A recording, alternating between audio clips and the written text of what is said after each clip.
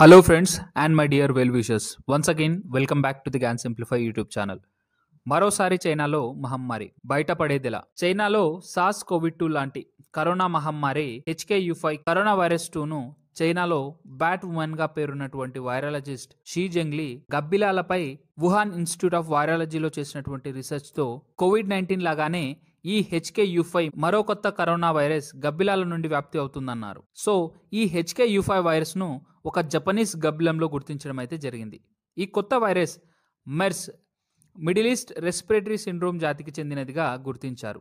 అదే COVID-19 చూసుకున్నట్లయితే sirs జాతికి చెందింది. సార్స్ అంటే సివియర్ అక్యూట్ రెస్పిరేటరీ సిండ్రోమ్. ఈ HKU5 ఒక జెనెటిక్ వైరస్, అంటే జంతువుల నుండి మనుషులకు మరి అదే విధంగా ఇతర జంతు జాతులకు వ్యాప్తి చెందే అవకాశం ఉన్నటువంటి వైరస్.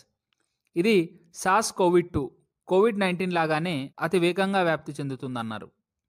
కానీ COVID-19లా మనుషుల్లోనే కాకుండా ఈ HKU5 వైరస్ ఇతర జంతువుల్లో కూడా వ్యాప్తి చెందే అవకాశాలు ఉన్నాయి అంటున్నారు. లైక్ మనం ఇక్కడ డాగ్స్ని చెప్పుకోవచ్చు. ఈ విధంగా ఈ వైరస్ ఇతర జంతు జాతుల్లో కూడా వ్యాప్తి చెందినట్లయితే దీనివల్ల వ్యాప్తి చెందే వేగం మరింత రెట్టింపు అవుతుంది. ఈ విధమైన కరోనా వైరస్ రకాలను WHO world health organization emerging pathogens లిస్ట్లో చేర్చడం అయితే జరిగింది. సో ఈ ఎమర్జింగ్ ప్యాథోజన్స్ లిస్ట్లో ఉన్నటువంటి వైరసెస్కి అర్జెంట్ ట్రీట్మెంట్, పేషెంట్ మానిటరింగ్ అనేది చాలా అవసరం. ఈ విధంగా వీటిని ఎమర్జింగ్ ప్యాథోజన్స్ లిస్ట్లో చేర్చడంతో పాండమిక్ ప్రిపేర్డ్నెస్కై సహాయపడుతుంది.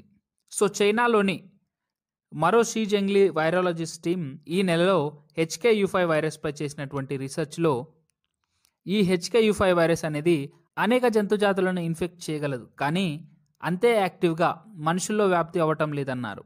ఇది COVID-19 సార్స్ కోవిడ్ 2 కంటే తక్కువ వ్యాప్తి అవుతుందన్నారు.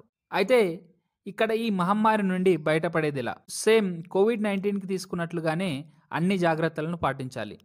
ఎలాగో ఈ HKU5 వైరస్ మనుషుల్లో వ్యాప్తి తక్కువగా ఉండనుందన్నారు. కాబట్టి ప్రస్తుతం మనం మన ఇమ్యూనిటీ లెవెల్స్, రోగ నిరోధక శక్తిని పెంచుకున్నట్లయితే కరోనా లాంటి వైరస్లతో పోరాడగలం. సో ఫ్రెండ్స్, ఈ ఇష్యూకి సంబంధించి మీ ఒపీనియన్ కింద కామెంట్ బాక్స్లో తెలియజేయండి. మరి అదే విధంగా మీలో ఎవరైనా ఛానల్ని ఫస్ట్ టైం విజిట్ చేసినట్లయితే ఛానల్ని సబ్స్క్రైబ్ చేసుకోండి. వీడియో మీకు ఇన్ఫర్మేటివ్గా అనిపిస్తే వీడియోని ఒక లైక్ చేస్తూ మీ తోటి ఫ్రెండ్స్తో షేర్ చేసుకోండి. Thank you.